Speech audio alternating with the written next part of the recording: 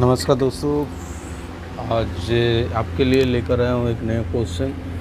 चलिए क्वेश्चन की ओर बढ़ते हैं।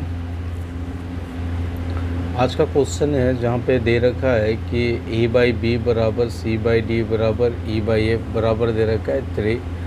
तो बोला है then 2a² plus 3c² plus 4e² बटा में दे रखा है 2b² plus 3d² plus 4f का स्क्वायर दे रखा और पूछ रखा है क्वेश्चन मार्क क्या होगा। ठीक है, चले तो हम है ना, ये सभी आपस में बराबर हैं।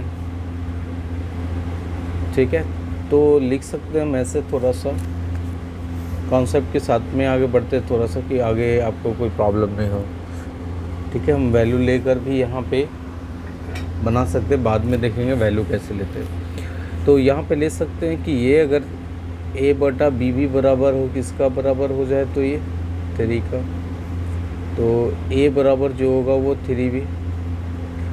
ठीक है, इसी तरह से हम लिख सकते हैं c बराबर जो होगा वो कितना, तो 3d। इसी तरह से लिख सकते हैं e बराबर जो होगा वो हो जाएगा आपका 3f।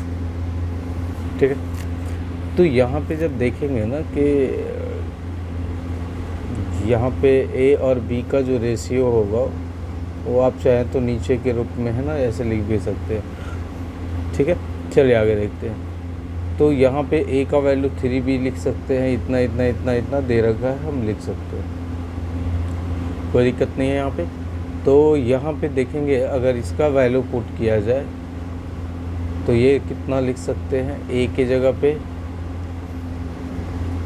ठीक है, देख सकते हैं, या हम ऐसे लिख सकते हैं, देखिए थोड़ा सा कि a बराबर,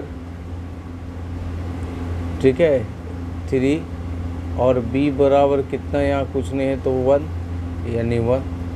इसी तरह से लिख सकते हैं c बराबर 3, d बराबर 1। देखिए वैल्यू पुट करने का कॉन्सेप्ट यूज कर रहा हूँ।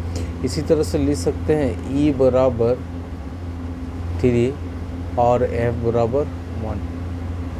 ठीक है, अब इसे हम क्या करेंगे तो a और b और c के जगह पे ये जितना भी दे रखा है उसके जगह पे पुट करेंगे।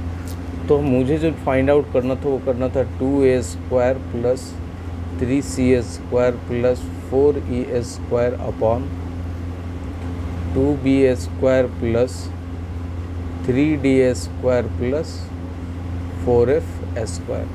तो ऊपर वाला जो होगा वो कितना, तो 2 गुने a का 3 यानी 9 प्लस 3 गुने है ना 9 प्लस 4 गुने 9 अपॉन में हो जाएगा 2 प्लस 3 प्लस 4, यानी ये टोटल देखिएगा तो 4 3 7 ये 9 होगा। 9 का मतलब हो गया कि इनकी डिजिट सम भी जो होना चाहिए वो 9 से कटना चाहिए। ठीक है, चलिए आगे बढ़ते हैं।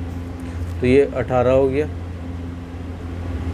प्लस 9 3 27 हो गया और ये 36 हो गया। वो क्या होगा तो 9 से काटेंगे तो ये 9 दूनी 18, 9 3 27, 9 4 36, तो 4 3 7 2 9। तो हमारा आंसर जो हो जाता है वो कितना हो जाता है 9। तो यहाँ पे जो है ना हम लोग आंसर इसका कितना प्राप्त किए 9। अब देखेंगे यहाँ पे है ना, यहाँ पे इसका तो वैल्यू 3 ही था ना, यहाँ पे इस तरह से वैल्यू पुट करके भी हम कर सकते थे कि a का 3 इसे 1 ले लेते, ये भी 3 होता तो ये 1 होता, ये भी 3 होता तो ये 1 होता। इस तरह से भी वैल्यू लेकर हम लोग क्या कर सकते थे, तो आंसर ला सकते थे। उम्मीद करता हूँ कि आपको वीडियो अच्छा लगा होगा।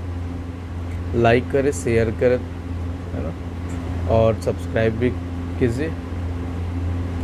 और नेक्स्ट वीडियो मिलेंगे, उसके लिए धन्यवाद।